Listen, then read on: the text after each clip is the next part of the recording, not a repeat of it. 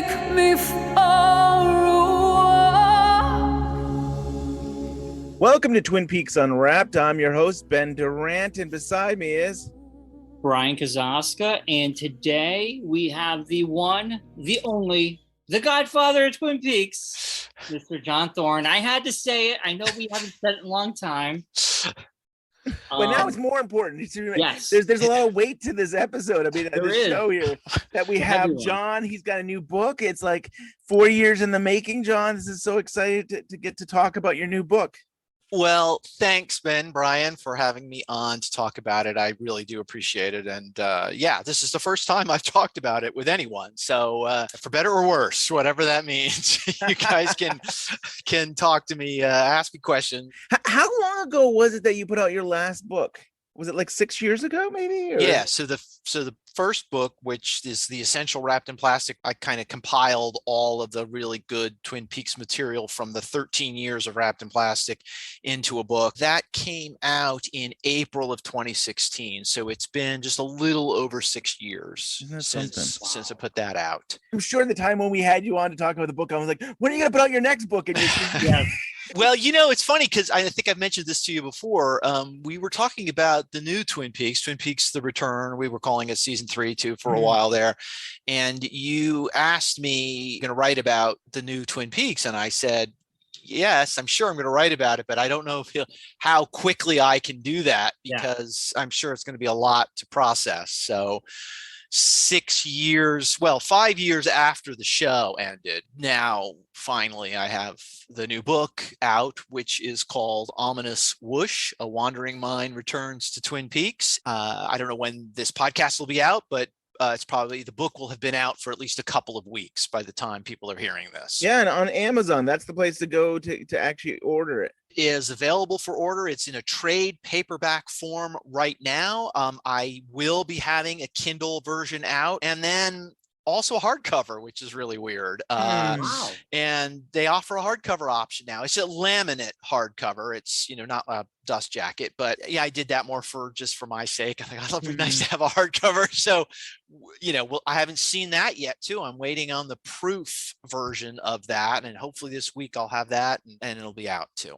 Eventually. There was at least one person on Twitter that was excited for the hard copy. So yeah, at least one person. I'll be perfectly honest. I mean, to anyone who's listening, the hardcover is like twice as much for the same thing. So, buy the paperback if you just, want, or the Kindle, you get the same content. Again, I did a hardcover because I thought, why not? The option's there. I might as well do it. And I'll get some for myself, and I'll have a few probably signed copies that I can sell at some point if anyone cares about that kind of thing. So awesome. What was it that all of a sudden there was a spark? Somebody said, you know what? I need to sit down and start writing. Like, what was it that suddenly made you think, It was us. It was us, Ben. Yeah, right. It was you guys. You guys cracked the whip. You said, come on, do it. And someone asked me this before, and I just said, honestly, I felt compelled to write about Twin Peaks. I'd spent so many years of my life talking about Twin Peaks. Wrapped in Plastic was 13 years of work on talking about Twin Peaks. It's part of my life. And so then there was 18 hours of new Twin Peaks, and almost for my own sake, I felt like I needed to process it. I needed to write about it, to kind of try to come to some sort of terms with it. It's, it's a pretty complicated, confusing 18 hours. Kind of felt like I needed to finish the journey. That new show came on, and at that point, then I was only halfway done with Twin Peaks. I thought I was all done with my writing about it. And so I just felt like I needed to do it. And I really did write this book, more for my sake, hoping that other people might find some value in it. Certainly kept in mind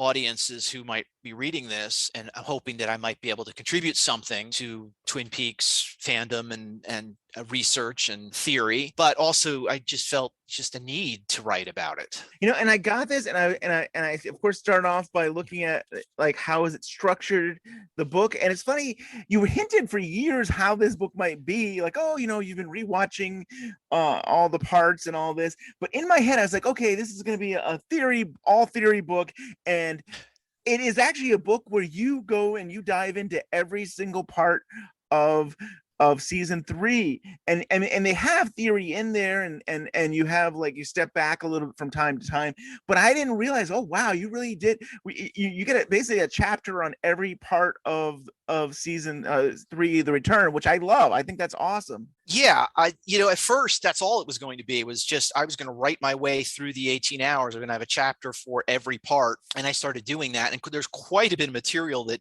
didn't even end up in the book, because I wrote about, you name the scene and I wrote something about it. I wrote every scene, even if it was a minor scene, like Gordon Cole and Diane share a cigarette in the stairwell. I mean, I wrote about it. Wow. And then later, after all that was done, I realized a lot of this, it's not contributing necessarily to my discussion of what I think the show is what it's about and what it's doing. So I edited out a lot of that. But yes, I did. I went through all 18 hours, and I had some ideas, I had some theories. And as I went along, I realized some of those theories, some of those deeper dives needed their own chapters. And so in addition to each chapter for each part, there's 8 or 10 essays that are interspersed where I take on one particular topic and kind of try to really unwrap it, no pun intended. And so there's a chapter on Diane, there's a chapter on Audrey, there's a chapter on the core chapter in the middle of the book is Laura Palmer and what her function is in the new story. There's a chapter on Cooper's divided self and his soul. There's, essays about all of this. There's an essay about communication and Lynch's theories of ideas. And those are all interspersed throughout the book. You could skip those if you wanted. You could read just the 18 chapters and still get the idea of what I'm thinking, of what's happening in this story. Those essays that are interspersed just give you that extra detail on what I think's happening. Like each chapter, it's like so meaty, John. When I listen to In Your House Now, right? You and Josh and whoever your guest is sometimes, it gets me going, just thinking. And like, I don't know what it is.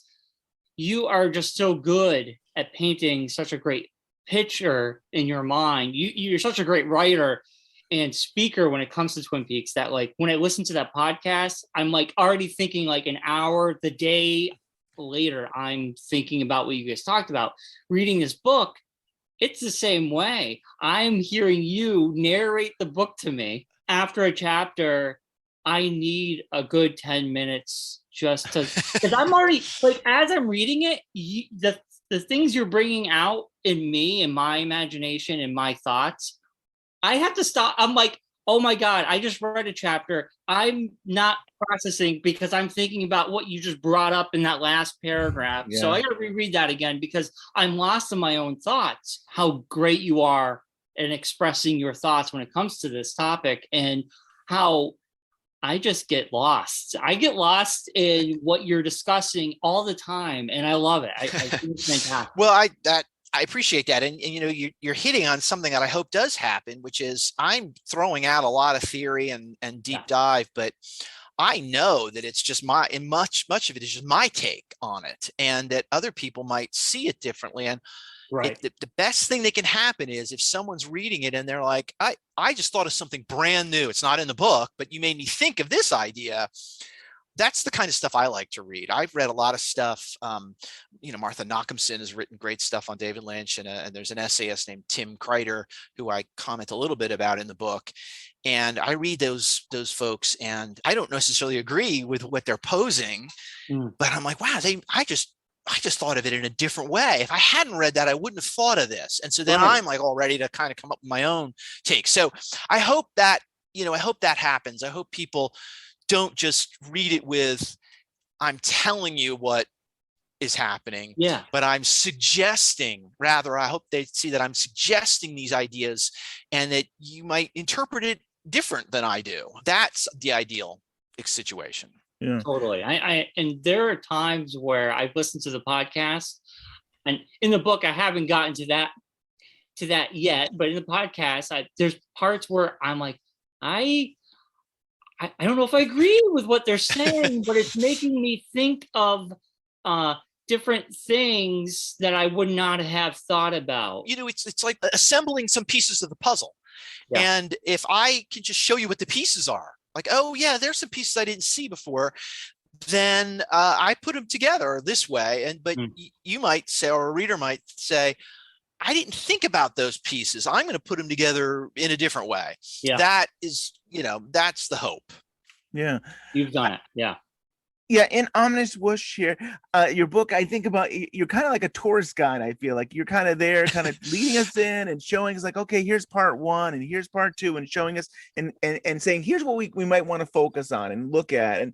And I also like that you have a habit of saying, I'll sprinkle a little bit in, but we'll get to that more later. So it's kind of like, oh, it's like, there's more to come here. But you're just giving us a little taste of this and say, oh, in future chapters or parts there, we'll get more into that, which I think you do a really nice job with. Well, and that was the tricky part about this. The first 5 parts or 6 parts of The Return is there a lot of, Lynch and Frost are laying a lot of groundwork. Stuff happens, but not a lot of stuff happens. You know what I mean? It's like, there's a lot of great material in those first parts, but so much of it is just planting the seeds for stuff that's going to come later in the story. So when you're writing about it, and of course, after I wrote all the way through, I had to go back to those early parts and start kind of connecting it to the end. I try at least to say, all of this stuff is important and it's going to lead to something else, but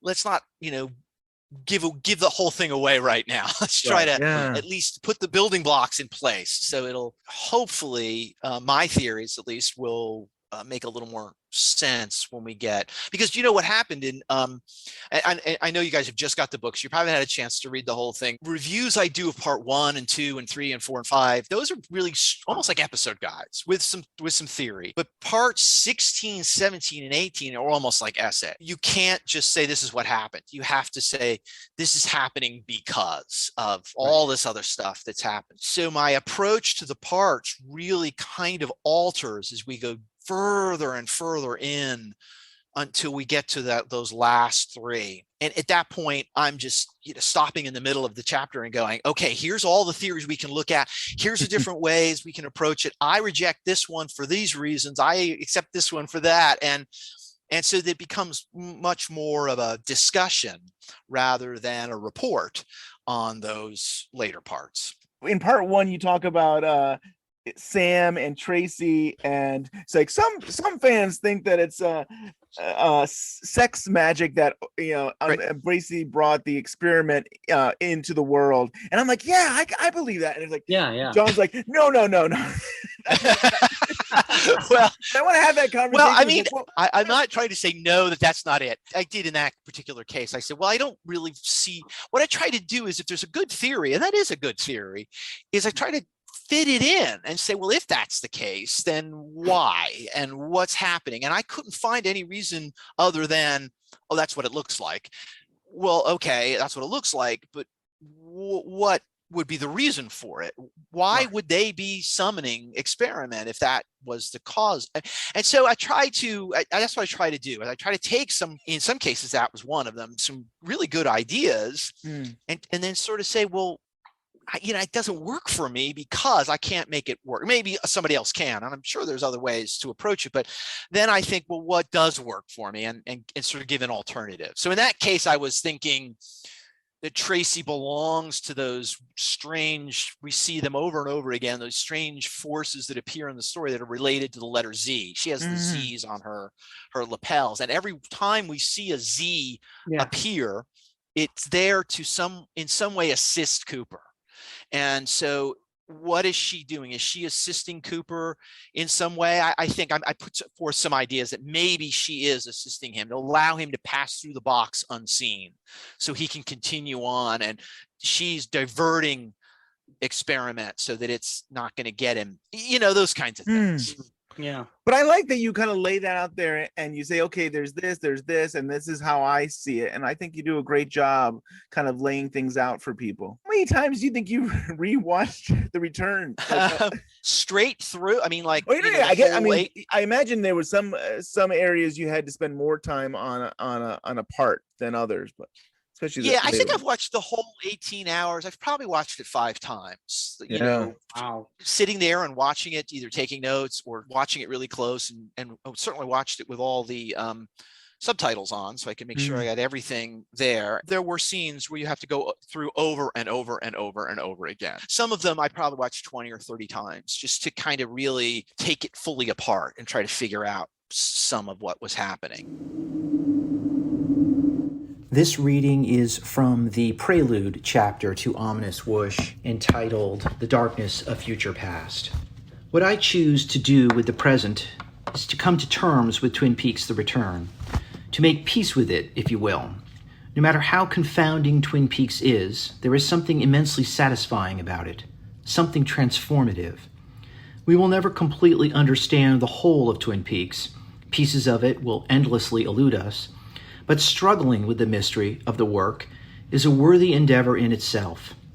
Engaging with Twin Peaks can be revelatory, not only in what we see in it, but also about what we ultimately see in ourselves. Yes, some argue that it's pointless to interpret David Lynch's work, that The Return resists analysis. In fact, some critics explicitly advise us to avoid trying to decipher Twin Peaks altogether and simply let the work wash over us.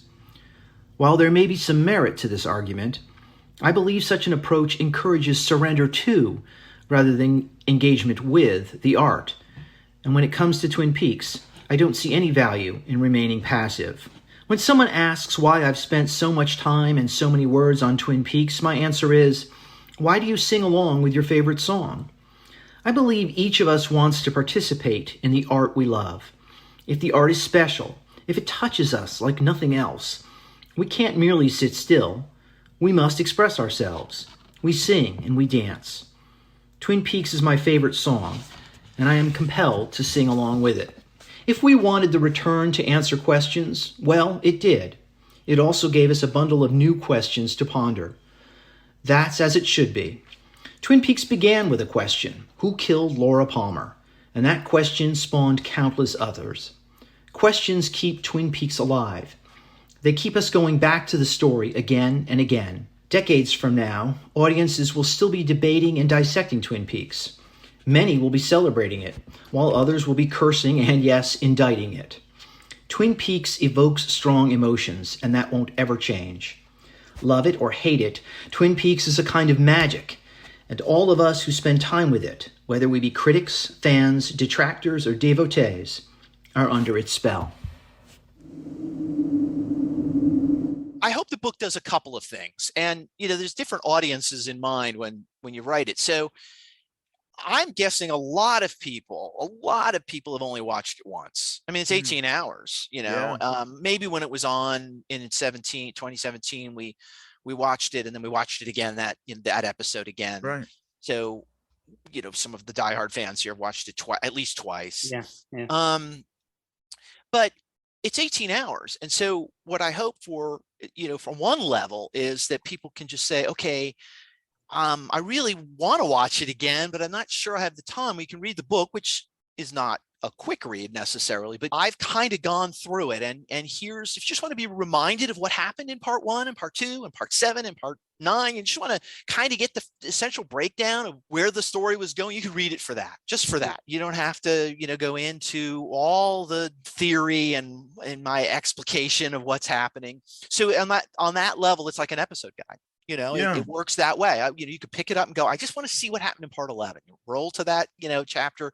You could read through it and say, okay, I remember now. So that's one level. And then, of course, I was hoping to thread the needle, try to make some sense of where the story's going. So there's a little deeper effort there to kind of connect everything. And then even deeper than that, I have those essays where I really take some of the thematic elements of the story apart and examine it. Nice. So I guess what I'm saying is, for anyone who's listening who's curious about the book, hasn't bought it yet, it's not just a real dense book of theory. I try to put some good theory in there, but if you wanted to just sort of remind yourself of what happened, I think it works just on that level as well.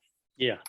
And I feel like it's a good companion reading these chapters. And I'm like, it makes me want to rewatch The Return again. It makes me want to sit down and watch part 1 and then read that chapter on part 1 from you. And it was such a joy that I made me want to. I mean, we love Twin Peaks, of course, since we have a podcast, but it's still reading this is like, oh, I didn't maybe look at it this way. And it would be kind of cool to just rewatch it again and see it through your eyes, John. I like a book like that. When I read a book on a film or a television show that I really like. In fact, I just finished Matt Zoller Seitz's book on Deadwood. I'd only seen Deadwood once, and I watched it again. I watched the whole thing again. And that's the kind of book I like, where it's like, you're opening it up for me in a way. I missed that the first time, or I didn't connect those things, or this is a real deep reading of the story. I want to watch it again. I hope that there are some people out there who will read this and say, yeah, oh, wow, I forgot about that. I want to see it again now. That's a compliment if you say that. So thank you. Yeah. Such thought and care put into this writing and how you put even the way you at the beginning where you're like, you understand that there are some fans that really do like season 3, but there's plenty of fans that don't like season 3, and acknowledging that, and that art is subjective. And I have a co-worker, somebody I work with, and we talk about Twin Peaks all the time. And one day he just said to me, Ben, I don't know if I really like season 3. And I was like, for me, it was kind of like, it was almost heartbreaking. It was sad, but I also had to respect it and understand. It's like, yeah, maybe it's not for everybody, but maybe a book like this could give a different perspective. It's not 1990 Twin Peaks. It's a whole different, we're in different decades, and maybe, I feel I'm tempted to get your book just to give to this coworker, just say like, here's why we love it. Here's what's great about it and stuff. Yeah. Well, so I really was thinking that first chapter was written, that introductory chapter was written to address a lot of fans who didn't like the show. And I was thinking of that, or I was thinking of two main audiences. I tweeted about this recently because somebody bought the book. They tweeted to me and said, I bought the book, but I didn't really like it. I hope this changes my mind. I was like, that's what I'm hoping for. If I can just reach a few people who weren't really that thrilled with it, and then I can maybe just get them to appreciate it a little differently, or maybe a little more. They don't have to love it. I think the show itself addresses the idea of nostalgia and how we kind of want to go back to how we felt when we were watching something, but we're different people later in life. And part of the trap we can fall into is to kind of just want to relive the same feelings over and over again. And I think the show, it talks about, there's a lot of characters in the show who are trapped in their lives from the past. They haven't been able to break free, and they're not very happy. I'm not saying that we love Twin Peaks from I love Twin Peaks from 1990. This show is asking us to kind of think about it a little differently, the new Twin Peaks, and to allow for things to change in life. And so I was thinking of that audience and hoping I might be able to reach a few people to say, there's nothing changed about the original Twin. It's still the same Twin Peaks that we love. This Twin Peaks is just asking us to think differently about, ourselves a little bit as we go through life. That audience was in my mind. Obviously, the audience that already loves The Return was in my mind. And for those readers, I'm hoping that, I can say, okay, here's some deep analysis of some of what's going on. And the people who are already kind of open to the show will be interested in those deeper dives. So there was two readers in mind, one who loved it and wanted to really dig deep, and then others who might say, I'm not sure. And I'm very well aware that few people who didn't like The Return are going to spend $20 on a book about it. I know that. Yeah. They would for you, John, because you are the godfather. Well, you've given Wrapped in Plastic, you've given the podcast, you've given so much of your life to Twin Peaks. These people are going to repay you in buying your book. Well, that'd be nice if a couple did. I mean, if I get somebody to say, yeah, okay, you know what, I see it a little differently now. They don't have to come away from it going, oh, it's the greatest thing of all time. But what I'm trying to do is trying to say it's perhaps a mistake to apply the same feelings and approaches to how we look at the original Twin Peaks to the new Twin Peaks. This new one is asking us to look at it a little differently and to look at ourselves a little differently about how much memory, and our feelings of the past can sometimes bog us down a little bit. So that, that I was trying to, without being, I don't want to be critical of someone who does. There's people who don't like it. That's fine. I mean, people don't like a lot of stuff I don't like that people love. Yeah. It doesn't mean it's a bad thing. It just doesn't work for me. And I get that. And I don't want to come across as saying you're wrong if you don't like it, but I do hope I might be able to coax a few people to say, let go a little bit of what you wanted out of Twin Peaks and accept what Lynch and Frost gave us with the new Twin Peaks. Did you have a favorite part that you really loved that you wrote, and a favorite interlude? Well, for sure, the middle interlude is what I call the essays. The one about Laura Palmer as, explaining what part 8, well, not what part 8 is, but what happens in part 8, what Laura's new role is in the story. I was just looking at that again before we talked, and I really, really feel very confident in my interpretation of what's happening there with the firemen creating, quote unquote, creating Laura and sending her to Earth. And then what Laura's role is in the story, particularly in part 18. I do feel very secure in my interpretation of that. Again, I'm not saying it's absolutely right, but I really have a lot of evidence to support this particular reading, and I feel good about that. As for the parts, as for the individual episodes, each one of them is got something unique in them. I really like taking apart I think it's part 11, where we see what happens with Bobby in the intersection of Double R Diner, and all that crazy stuff that happens with the woman, kind of crying, hey, we need to get home. This is a section of a chapter regarding part 11 of The Return, entitled There's a Fire Where You Are Going. This section has to do with what happens to Bobby when he's in the Double R Diner with Shelley and Becky, and there's been some gunshots, and Bobby runs out of the diner. Bobby emerges from the diner into a cacophony of blaring horns and screaming people. Cars are stopped in the intersection, and onlookers watch as a woman yells at her husband, furious that their son found a loaded gun and discharged it. The husband silently stares at his wife, exasperated but nonetheless cowed. Their son stands to the side of the family's van, defiantly watching Bobby approach.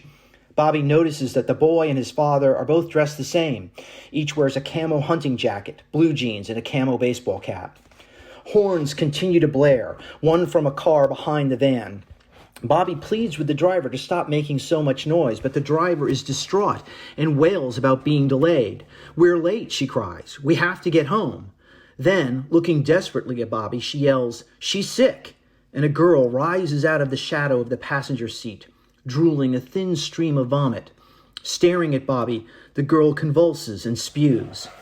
The din of honking horns intensifies. The woman screams, the girl vomits, and the camera pushes toward Bobby's dismayed face. The scene ends here, leaving Bobby stranded in the dark, in the middle of chaos. Bobby will not mention this incident again. He won't investigate the gunshots or follow up on the mystery of the vomiting girl. The nighttime bedlam outside the Double R will remain an isolated event within the larger story of the return. What meaning, then, is behind this striking, unforgettable scene? The chaos outside the Double R reflects Bobby's overwhelmed psyche. Moments earlier, Bobby confronted the truths of Becky's tumultuous life. He knows Becky's reckless driving almost killed Shelley. He knows Becky is in an abusive marriage and probably doing drugs. He knows Becky fired a weapon into another person's home. These are the actions of a young woman in serious trouble, and they remind Bobby of his own delinquent youth. Imagine there had been no gunshots. Imagine Bobby said goodnight to Shelley and Becky and went home and had a dream. In that dream, Bobby's churning mind wrestles with all he has learned about Becky and been reminded about Shelley. His anxieties and fears manifest, and in his mind's eye he sees bullets rip through the diner, watches a family fracture around a loaded gun, witnesses a young woman vomit poisons. This is how Bobby's subconscious mind might render his fears. In Bobby's dream, a boy, emulating his father, fires a gun into a protected space. A woman frantically honks her horn to clear a path through gridlock, and a girl hides her sickness in the shadows. Bobby, a passive observer in the tumult of his own mind, watches in bafflement and despair. Lynch emphasizes Bobby's confusion with a final close-up of Bobby's face, and with the amplified sounds of car horns. We don't know if Bobby went home and dreamed the chaos outside the Double R, but what we see in the intersection is so exaggerated and inexplicable, it might as well be Bobby's emotions come to life. Bobby is the dreamer living inside his dream, and his bewildering encounters evokes the absurdity, unpredictability, and fear of our current age. Such plot-free moments need not be addressed again because they have a singular purpose. They connect us intimately with a specific character. When Bobby's roiling psyche comes to life in the nighttime street outside the Double R, we don't simply watch Bobby, we become him. Enjoyed writing that, and I enjoyed writing part 18. Part 18 is tough, but I felt by the time I was writing that, I felt really good. I feel confident in walking through all of what's happening here with Cooper, and what happens when he goes to Judy's diner, what happens when he finds Carrie Page, what happens when he gets to that strange pseudo Twin Peaks at the end. I felt pretty good about that. What happens with Diane at the beginning of that part, I felt confident in it. There was a part where you talked about, maybe it's interlude number 1 here, where Cooper is a constant presence. I've been thinking about that for the past 5 years about that, but you go into more detail, not only from like dream, but also versus like the mediated narrative. Mediated Mediated. narrative. So yeah, Mediated. When you get to part 17 of The Return and Cooper's face suddenly appears, right? Yeah, I mean, we live inside a dream. And he says we live inside a dream, but no one in the show, no one in the sheriff's station sees that or hears that, right? Yeah. Nobody, even Cooper standing there, he doesn't like look up and go, what's that? We see that, the audience sees that, but they don't see it. So what the heck is that, right? I mean, so that to me was Lynch basically saying something else is happening that's very, very important in this story. My effort really is to try to make sense of what that is. There's a number of theories going on as I step through this. The two biggest theories that I present in the book. The first one I've already talked about, which is Laura's new role and what's happening with Laura, and why is she crucial to the story? Why is it the log lady says Laura is the one? That comes a little later in the book, but critically important. But before that, and probably the most difficult and important theory, is what is Cooper's role in the story? So I very carefully looked at what happens to Cooper when he's in the Red Room in part 2. There is a scene in part 2 where he phases through the curtains and he sees 2 red rooms overlapping, and they're kind of separating. And then there's a close-up of his face at that point. It's not exactly the same thing we see in part 17, but it's a close-up of him watching. And my theory essentially is that Cooper's mind is still in the Red Room throughout the story. And there's 2 physical Coopers in the world. One is Mr. C and one is Dougie. But the mind of Cooper is sort of trapped in the Red Room still, watching everything happen. And we are seeing the story through his eyes. We are watching the story that Cooper is watching. And so that's why some of the odd things happen. Sometimes some of the weird things, like there are more than one instance where the camera moves by itself. There's one where the camera pushes in toward the farmer's door, the guy that Andy had met earlier and he never found. And there's an open door and something happened. We don't know what it is, but the camera's moving in. To me, that's Cooper wanting to see what's happening. It happens again in Ben Horne's office when that humming noise appears and Ben and Beverly leave the office. The camera moves across the office and into the wood. And I think that's Cooper wanting to know, what is the sound? That chapter you're talking about is my effort to try to carefully explain what I think we're seeing when we watch the whole show, is that we're seeing Cooper's version of it. It's not a dream. A dream would be kind of a fantasy that he just sort of made up, but it's his interpretation or his particular viewpoint. And I say in that chapter, if it had been Hawk telling us the story, we would have seen the same story, but we've seen it a little differently. In Hawk's kind of point of view, maybe Tammy told us the story. Yeah. We would see it from her point of view. She would emphasize certain things. She would de-emphasize certain things. She might not understand something and try to figure it out, and her way of doing it.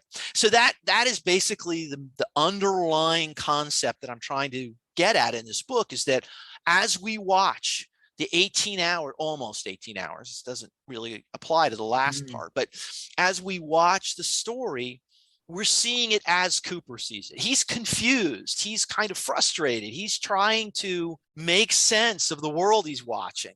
And so when we watch it and we're confused or we're not sure what has happened, we're seeing and feeling what Cooper is seeing. That a long answer, but it's tough. I mean, I spent a lot of words trying to kind of carefully explain that. Yeah, again, basically say it's not a dream, because I don't like the idea of it being a dream. And a lot of people, and Cooper does appear at the end and say we live inside a dream. Well, I don't like the idea that it's a dream, because if it's a dream, if it's all a dream, then everybody in that story is just a figment of someone else's mind, Cooper's mind. Yeah. And if that's the case, then what's the value in Ed and Norma getting back together? What's the value in the death of the log lady? What's the value in Nadine coming to revelation about her life? What's the value in those things if they're just, happening in a dream? I want to believe that those characters are real and that they went through something important. In this way, that really did happen. We're just seeing it as Cooper seeing it. He's watching from the Red Room. He watches Ed and Norma get back together again. It really happened. Yeah. It also affected Cooper. It impacted him to see that. And so when he reunites with a fantasy Diane in part 17, he has the same kind of kiss with her. He kisses her in the same way Ed and Norma do, because he wants that. He saw it happen. He wants that. Again, what I'm trying to do is say it's not a dream. Right.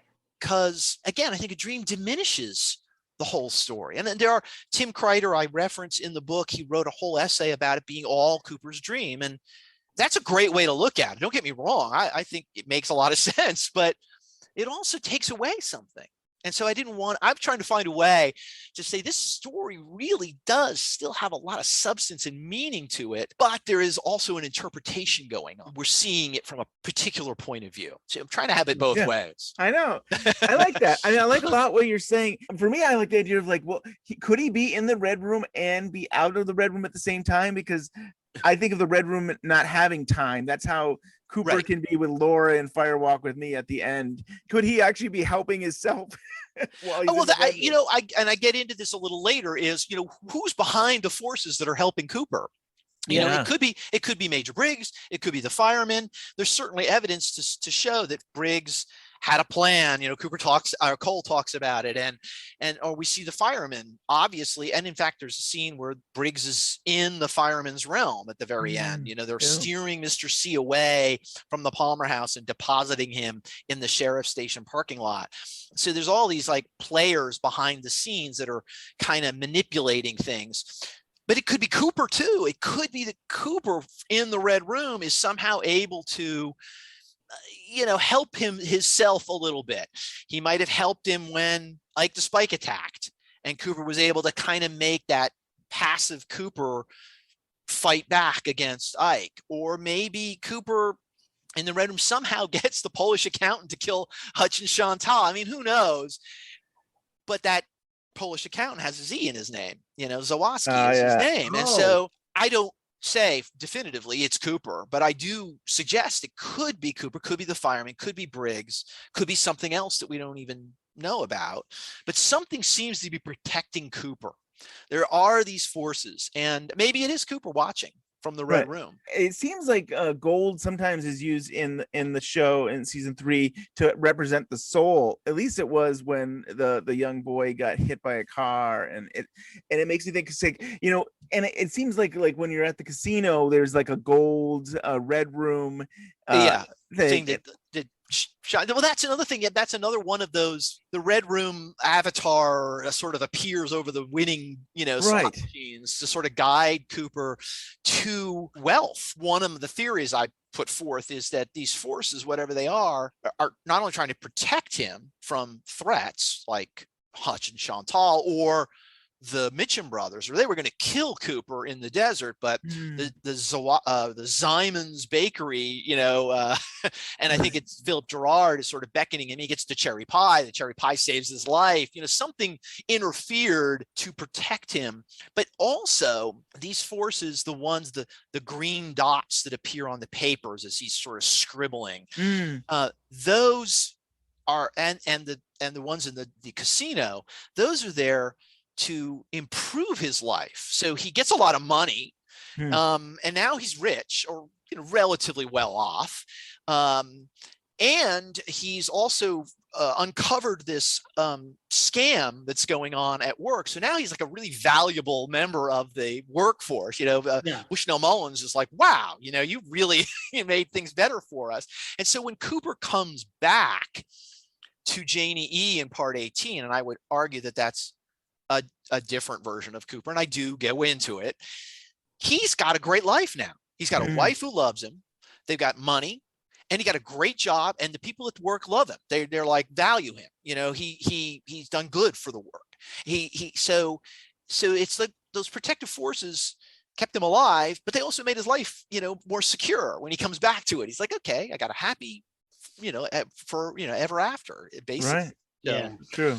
So the question I want to ask you, John, I haven't gotten to this chapter yet, if you talk about it, but I'm interested because it's something that I noticed the first time. And I think you were on the show when I brought it up. When Mr. C shoots at Phyllis Hastings in the house, the shot was weird. Like, there was like weird CG. I remember, I brought it up to you, and you were like, well, maybe Lynch was just playing around with something. And I'm like, it was just bizarre, because I don't think that happens again in the show.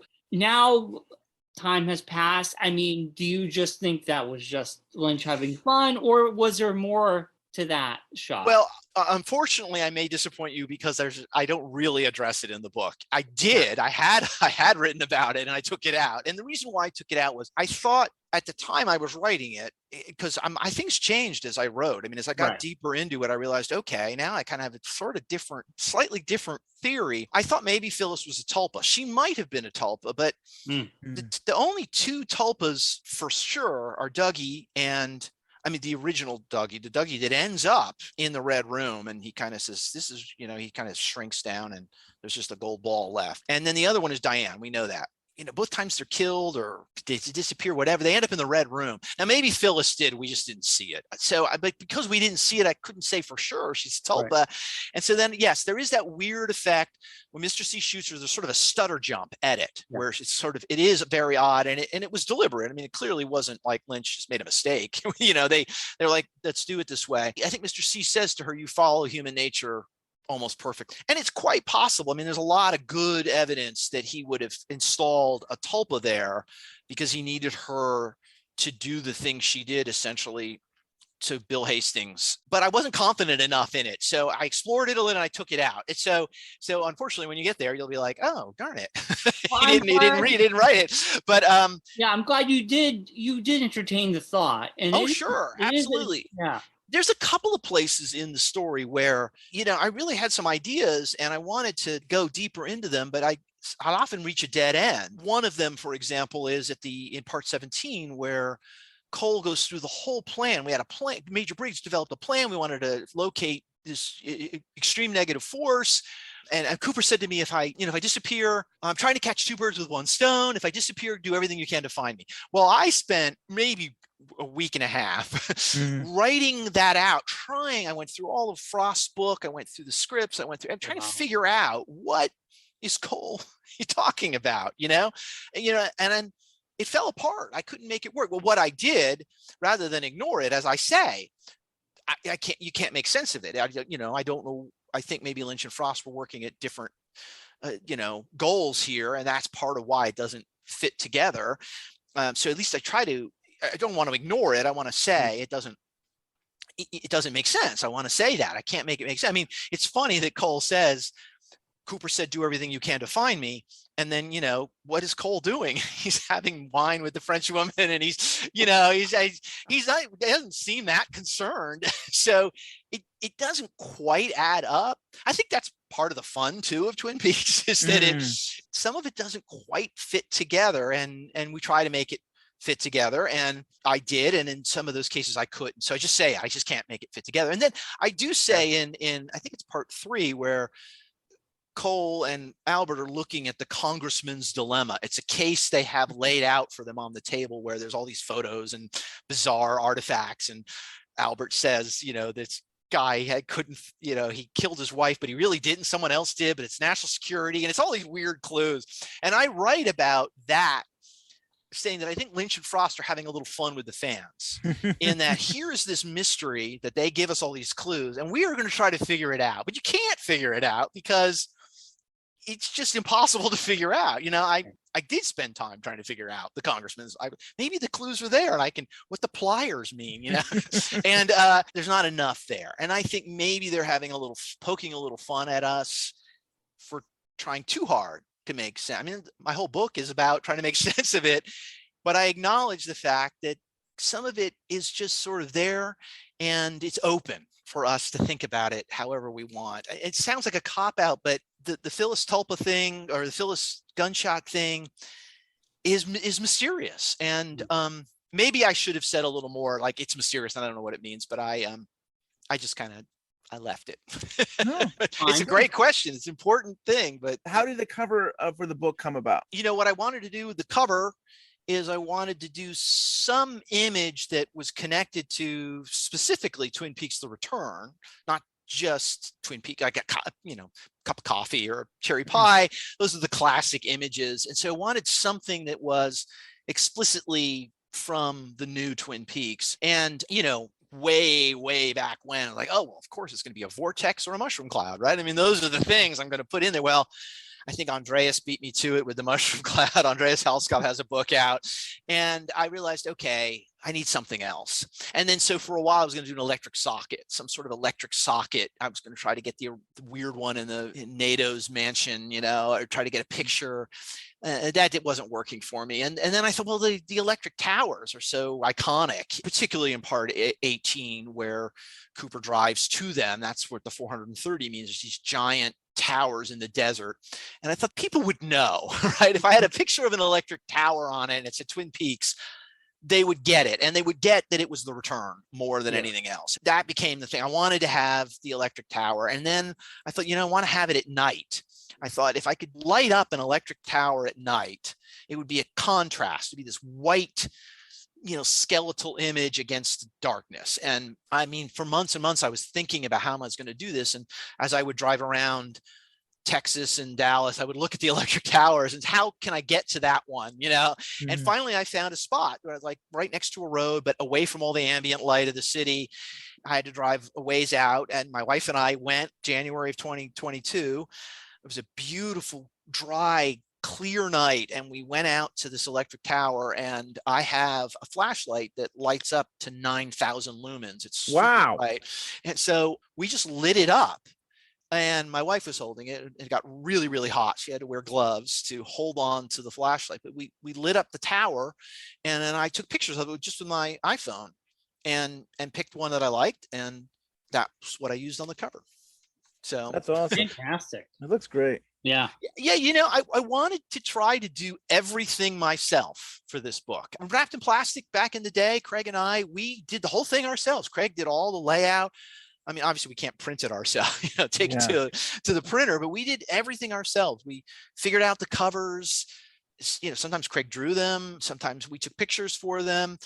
And, it was Craig and me. We did everything. I said, I really don't want to farm any of this out. Although, to be fair, I had Courtney Stallings do a copy edit, and which I was grateful for her help.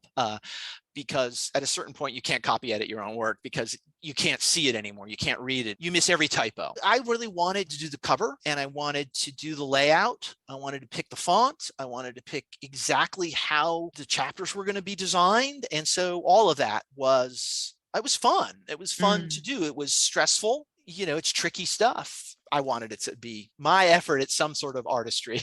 Well, it really is a great book. I keep thinking The Tourist Guide, but I just love that you kind of like take us on this journey. There's just something about the way you write. You just take us in, and you want to make us discuss it. And it's just a joy to read. This is the best work you've ever done, John. But it's like, partly I feel like it's like because it's new and fresh and something, that's what excites me, is that it's like something we've never gotten from you before. So it's brand new John Thorne work. So it's pretty awesome. Well, and that is true. I just to clarify to anyone, the first book was essentially reprints of Wrapped in Plastic. This book is all brand new. I mean, a couple of chapters appeared in the Blue Rose, a couple of the essays, but even those I've altered and expanded. So yes, a couple of pieces of the book already showed up, but 90% of this book is brand new material, and it's, you know, all about Twin Peaks: The Return. I'm happy about that too. That was another thing. I was like, I want to write a brand new book about Twin Peaks. I don't want to rely on anything I've done before. I want to start from the beginning and produce something new about it. So that's what it is. Well, John, I'll also, before we let you go, it was interesting how we spoke to you, and you were like, I don't know when the book's coming out. And then all of a sudden, like, I get a message from Ben. It's like, Brian, John's book is out. What? And like, it was just like, bam, your book was out. And people online, I saw a lot of the comments when we posted it on our social media. People were like, automatic buy. Someone was like, someone wrote like, that was the fastest I found out something was coming out to it being out. Yeah. There was no like, there's no pre-orders. It's just like John is making it happen. Yeah.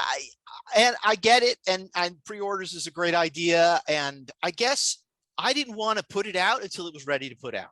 And I didn't want to promise it until I felt comfortable with it. The main writing of the book was finished last August, a year ago. And then I revised it and spent months and months again on it, sort of reviewing it and perfecting it. And then Courtney had it for a while. And then my wife went through it thoroughly and found some stuff. And there was the formatting and everything. And I just was like, I'm not going to say it's coming out in October, because what if I'm not done? What if I don't feel right about it? So that's the great thing about self-publishing, right? Self-publishing, you can put it out whenever you feel like putting it out, and even when you're done with it, you don't have to worry about the publisher saying, "Well, we'll put it out when we feel like putting it out." It's like, no, it's ready. Yeah, that's exactly right, and it's an odd thing too, doing it the way I did it through. I did it through Amazon Kindle Direct Publishing, and I know there's some Amazon people out there who are not fans of Amazon, but it works good for me. And it's a strange feeling, because for me, the book is just a theoretical thing. It's sitting on my dining room table and I'm reviewing it. And yes, I've got the cover done. And yes, I've got the proof in my hand. I'm looking at the final product. But all you have to do is press a button and it becomes real. It's like now people can order it. And it's a very quick shift from being theoretical just in my house to other people having it. And somebody tweeted a picture of them in Australia with a copy of it. I'm like, okay, this is weird. It was just in my home. It was in my house now. And now it's in other people's houses. And it happens very quickly when you do it that way. And, that's probably what will happen with the Kindle. I don't know when I'll have the Kindle ready. It could be this week. And then I'll just tweet it out and say it's ready now. You can order. And I'll be picking it up. I like digital. I mean, I like the physical copy, yes, to be able to read it, but there's still something for me digitally where, like, oh, John was talking about this, and I can just type in fireman and find that area right away and just start reading it. Yes, there's a lot of value to that. And I think I said this at the beginning. It's just, I designed the book really with a print format in mind. It's got all those footnotes at the bottoms of the pages. Those are sort of like color commentary that I put in. Some of it's personal anecdotes, and I wanted it to work that way, so that when you're paging through it, you see the text and then you see these footnotes at the bottom that kind of complement what I'm writing. So that was designed, but in order to translate that into the Kindle, it's not going to work the same way. Those footnotes will be links and they'll be at the back of the chapter or however they do it. So it won't quite operate the way I intended it to, but that's okay. I mean, I can shift it around, but it takes a little more work because I really designed it for print, and so now I have to kind of rearrange some things and reformat it slightly. But I will, and it'll be out as a Kindle at some point. The hard copy is coming too, though. Yeah, and again, I said at the beginning, just get the paperback. I mean, if you want to get a hardcover, hey, look, it's a little bit more money for me, but not much. It's a lot more money for you, though. I mean, it's like twice as much. But hardback kind of is a nice thing. Maybe it'll last a little longer. I don't know. We'll see. I haven't even seen it yet. when I'm talking to you, I have yet to see what the hardback looks like. They making me wait 2 weeks to even get a proof copy. Well, thank you, John. This has been so exciting. We get to be the first people to talk about this book. It's something special. I just love it. I almost want to say, so when's the next book coming? Oh my gosh. Season 4. Season 4. Yeah, right. Take it in. Enjoy this moment that you've worked hard for the last 4 years on. Enjoy this moment and enjoy every good thing that the fans are going to say about this. Thanks. Yeah. It feels good to have it done. It feels good to kind of have most of it behind me. There's a few more things to do, but it was a labor of love for sure. And I'm happy with the way it came out. Fantastic job, John. And again, you can get that on Amazon, right? So that's the place to go. I mean, just so go to Amazon and type in Ominous Whoosh, or I mean, I've got it linked to other search. If you typed in David Lynch or you typed in Twin Peaks, hopefully I haven't even done that yet. I should go see what happens, but hopefully it'll come up, as one of the options that, your book would come up and Courtney's book would come up. But you type in Ominous Whoosh, you should see it and you can order it. It's print on demand and they should have one out to you within a few days. I don't know how quickly you guys got yours. I got mine 2 days, but I have Prime, but I got it within 2 days. You got, Ben, I will tell you, you got the very first copy in the world. Yes! And I know that for a fact because I hadn't told anyone and I told you, and then there was an order. I was like, well, the only person who knows is Ben. So I know. Should I say this? I didn't tell anybody. I didn't even tell Brian right away, Brian. I was like, I held off. I was like, I'm going to be the first one to get his book. And so then I said to my wife, I said, well, and I ordered author copies and I still don't have those. I don't have those yet. Like 2 weeks to wait for those. I'm like, well, I need to have a copy of it. So we ordered a copy. We paid full price for it. And so then I could see there was another order. And then yours and my order were due on Monday to show up, be delivered. And you got yours, but we had all that flooding in Dallas. So it delayed my book a day and I didn't get it till Tuesday. And I can see online how many have been ordered. And at that point, only, and I think Josh had ordered one. I ordered a copy and you had it. You sent me a picture. I'm like, that's it. That's the very first copy. And then I got one the next day. So nice. I finally got to see, because I had proof copies, but proof copies have a big banner across that says not for resale. So the final product I hadn't seen until Tuesday. That's awesome. Nice. It's well worth the 4-year wait for this. So this is awesome. Thank you, John. Yeah, thanks you guys. Thanks for giving me some time and carving out some time on your busy schedules. I really do appreciate it. I want people to know about it. This is the best place to go and talk about it. So thanks. Always glad to have you. We always feel lucky to have you. If anything, we're like, we ask for John all the time on the shows, and it's like, I hope he doesn't get sick of us. I'm afraid people get sick of me. I didn't know, I mean. All right. Well, if you have a comment, question, or theory, drop us an email at twinpeaksunwrapped@gmail.com. Like us, subscribe to us on all the places, and go to Amazon and get John's book today. And we'll be back in October with another Twin Peaks Unwrapped episode.